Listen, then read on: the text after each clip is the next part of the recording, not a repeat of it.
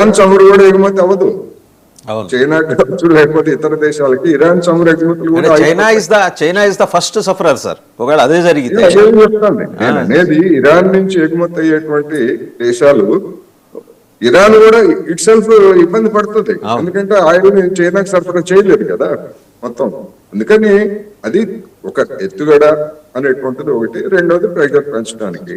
ఇప్పుడు హార్మోజ్ జల్సాన్ తోటి చైనాతో పాటు మన దేశం కూడా రోజుకి 2.6 మిలియన్ బ్యారెల్స్ ని మనం ఆ హార్మోజ్ జల్సంధి ప్రాంతం నుంచి మనం దిగుమతి చేసుకుంటాం. అందుకని చైనా ఎంత ఇబ్బంది పడుతుందో భారత్ కూడా అంత ఇబ్బంది పడుతుంది, ఇతర ఆసియా దేశాలు కూడా ఇబ్బంది పడతాయనేటువంటి స్పష్టం. ఎందుకంటే అది జరుగుతుందా లేదా, లేకపోతే తాత్కాలికంగా ఎత్తేస్తారా? ఇప్పుడు ఒక ప్రధాన లక్ష్యం నెరవేరింది కనుక ఈ రెజిమ్ మార్పు అనేటువంటిది మనం తర్వాత చూసుకుందామని చెప్పేసి తాత్కాలికంగా ట్రంప్ వెనక్కి తగ్గుతాడా లేదా, ఇవన్నీ ఊహాజనితమైనటువంటి అంశాలే అయినప్పటికీ దాని దీర్ఘకాలిక లక్ష్యం మాత్రం ఇరాన్ ని స్వాధీనం చేసుకోవడం అనేటువంటి దానికి ఎలాంటి మినహాయింపు ఉండదు. దాన్ని కొనసాగిస్తారని నేను. ఇందాక మీరు మాట్లాడుతూ పశ్చిమాసియా మీద, మధ్య ప్రాచ్యం మీద పట్టు కోసం అని నేను అనుకుంటున్నాను. అక్కడతో ఆగదేమో, దక్షిణాసియా దాకా వచ్చేస్తాడేమో, ఎంటైర్ ఏషియన్ కాంటినెంట్ మీద ఫోకస్ చేస్తాడేమో. నా అబ్జర్వేషన్లో కొంచెం అటు ఇటు ఉండొచ్చేమో, కానీ నా అనుమానాలు అయితే 100% నాకు అనుమానాలు ఉన్నాయి. దిగువ రావచ్చు. ఒక్క దక్షిణాసియా అని కాదు, యావత్ ఆసియాని స్వాధీనం చేసుకోవాలి, యావత్ ఆసియా మీద పట్టు సాధించాలనేది అమెరికా లక్ష్యం. ఎందుకని ఇవాళ గతంలో ఐరోపా అమెరికాని సవాల్ చేస్తే ఆ ఐరోపా ఇవాళ దానికి సబార్డినేట్ గా మారిపోయింది. ఇవాళ ఆసియా అనేటువంటిది ఒక పెద్ద సవాల్గా మారింది. ఆసియా సవాల్గా మారినప్పుడు విభజించి పాలించు అనేటువంటి సూత్రం ప్రకారం ఒక్కొక్క ప్రాంతాన్ని లేదా ఒక్కొక్క దేశాన్ని విడదీయటం ద్వారా లేదా తన వైపు తెచ్చుకోవడం ద్వారా తన లక్ష్యాన్ని సాధించుకోవడానికి వేసినటువంటి ఎత్తుగడల్లో ఇది ఒక భాగం. ఎందుకంటే అల్టిమేట్ గా ఎవరి మీదకి వెళ్తుంది ఏమిటి అనేటువంటి చూసినప్పుడు ఇవాళ అల్టిమేట్ గా ఆసియాలో అమెరికాను సవాల్ చేయగలిగినటువంటి శక్తి ఒక చైనా మాత్రమే.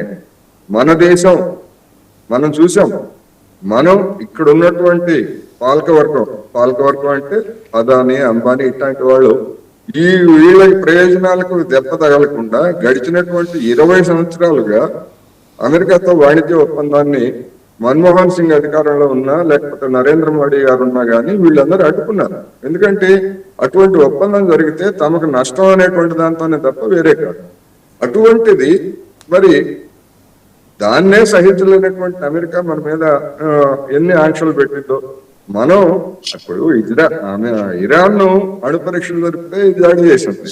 మనం అణు పరీక్షలు జరిపినప్పుడు కూడా మన మీద ఆంక్షలు విధించింది కదా ఇదే అమెరికా. మరి ఇజ్రాయెల్ దగ్గర ఆల్రెడీ బాంబు ఉంది కదా, ఇజ్రాయెల్ దగ్గర ఉన్నటువంటి బాంబు ఎవరి మీద వేయడానికి వాళ్ళు తయారు చేశారు.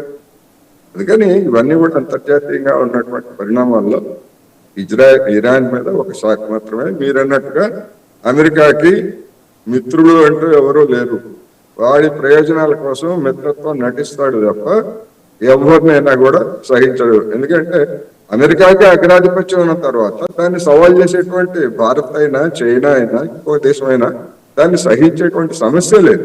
కాకపోతే ఏంటంటే ఎత్తుగడల్లో భాగంగా వెనక ముందు టాక్టిక్స్ అంత మించి అమెరికాకు పర్మనెంట్ మిత్రులు అనేటువంటి వాళ్ళు ఎవ్వరూ లేరు. అది నా అభిప్రాయం. రైట్. మేజర్ శ్రీనివాస్ గారు, coming to the next point అండి. అంటే మిలిటరీ స్థాయి ఆపరేషన్స్ని మీరు చాలా దగ్గర నుంచి చూసిన వారు, దాంట్లో పాల్గొన్నవారుగా చెప్తున్నా, జనరల్గా మిలిటరీ మైండ్ సెట్ ఎలా ఉంటుందండి? ఒకసారి రెజీమ్ చేంజ్ అయ్యే దిశగా పరిణామాలు జరుగుతున్నప్పుడు IRGC, Islamic revolutionary guards corps, వాళ్ళు డైల్యూట్ అయిపోతారా, డిసింటిగ్రేట్ అయిపోతారా? ఎందుకంటే వాళ్ళలో పోరాట పటం, ఇప్పుడు శత్రుదేశం కావచ్చు, వాళ్ళ దగ్గర దుర్మార్గమైన వైఖరి ఉండొచ్చు, బట్ వాళ్ళలో ఉండే పోరాట పటం మనం తక్కువ అంచనా వేసి చూడలేము. అవునండి. ఐఆర్జీసీని అంత తక్కువ అంచనా వేసి చూడలేము. అవును. It is as good as Mossad and as bad as Mossad. అవునా కదా? అవును. ఇప్పుడు మనకి political leadership and military leadership ఈ రెండు కనుక చూస్తే ఇప్పుడు పొలిటికల్ లీడర్షిప్ అనేటువంటిది ఎండ్ అయిపోయింది. ఇటువంటి టైప్లో ఈ ఐఆర్జీసీలో ఉన్నటువంటి టాప్ మోస్ట్ లీడర్ ఎవరైతే ఉన్నారో he will try to take the charge. ఇక్కడ ఐడియాలజీ అనేటువంటి మాట ఎందుకు వాడవలసి వచ్చింది అంటే ఇక్కడ మొత్తం అంతా కూడా ఖమేనీ యొక్క ఆలోచన విధానం నుంచి ఈ సమస్య అనేటువంటిది పుట్టుకుని వచ్చింది. సో ఇప్పుడు అది కిల్ అయిపోయిందండి. అది కిల్ అయిపోయిన తర్వాత ఇప్పుడు ఎవరైతే మనకి ఈ మిలిటరీ లీడర్స్ ఉన్నారో ఈ మిలిటరీ లీడర్స్ అనేటువంటి వాళ్ళు వాళ్ళ యొక్క ఇంటెన్షన్ ఏంటి అనేటువంటిది కనుక చూసినట్లయితే ఇంత త్వరగా వాళ్ళు మిలిటరీ పొలిటికల్ లీడర్షిప్ అనేటువంటి తీసుకునేటువంటి అవకాశం లేదు కాబట్టి they try to continue the thing. But number 1 ఏంటంటే అమెరికా ఏదైతే కోరుకుందో ఆ యొక్క న్యూక్లియర్ థ్రెట్ అనేటువంటిది న్యూట్రలైజ్ చేయాలి. 100% ఖమేనీ యొక్క మరణంతో అది న్యూట్రలైజ్ అయిందని చెప్పొచ్చు. అదేవిధంగా మిలిటరీ లీడర్షిప్ కనుక చూసుకుంటే they try to take the political లీడర్షిప్ని టెంపరీగా తీసుకున్నప్పటికీ కూడా ఒక ఖచ్చితమైనటువంటి డైరెక్షన్ అనేటువంటిది మిస్ అవుతుంది. And American forces and Israeli forces 100% try to take IRGC మీద కమాండ్ అనేటువంటిది ఖచ్చితంగా సాధిస్తారు. ఎంత మిలిటరీ లీడర్షిప్ అయినా సరే తీసుకోండి, ఒక డైరెక్షన్ అనేటువంటిది సెట్టింగ్ లేకపోతే, వాళ్ళ ఆలోచన అనేటువంటిది సరిగ్గా లేకపోతే కనుక వాళ్ళు ఒక ఖచ్చితమైనటువంటి టార్గెట్కి చేరుకునేటువంటి అవకాశం లేదు. వాళ్ళు ఎంత సమర్థులైనా కావచ్చు, లేకపోతే క్యాపబిలిటీస్ ఏదైనా ఉండొచ్చు. ఇక్కడ ఇంటెన్షన్ అనేటువంటిది కనుక సరిగ్గా సెట్ కాకపోతే, గోల్ సెట్టింగ్ అనేటువంటిది అది ప్రాబ్లం అవుద్ది. ఖచ్చితంగా ఇది సబ్సైడ్ అయిపోతుంది, కొంత టైం అయితే తీసుకుంటుంది ఈ సబ్సైడ్ చేయడానికి. చిన్నగా ఐఆర్జీసీ వీళ్ళు కూడా they try to take it.